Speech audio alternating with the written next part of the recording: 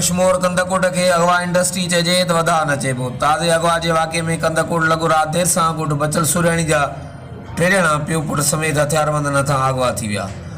वारसनि पारां Indus highway बंदि करे एहतिजाजी धरणो हयो वियो आहे।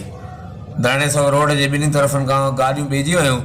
मिलियल ॼाण मूजिबि कंदकोट लॻ बी सेक्शन थाणे जे अध ॻोठ मोहम्मद बचल सुरियाणी जा 3 रहवासी पीउ पुट समेत हथियारबंद नथा अगवा थी विया।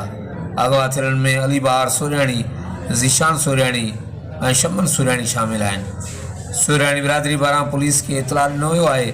ॿिए पासे मुग़ियुनि जी बाज़ियाबी लाइ सुरियाणी बिरादरी जे माण्हुनि कंदकोट शिकारपुर इंडस हाईवे बंदि करे छॾियो आहे।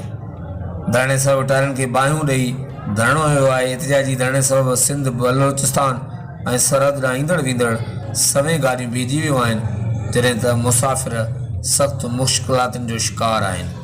हर वक़्तु आगाहण लाइ ॾिसंदा रहो DTN वेब न्यूज़ कंदकोट।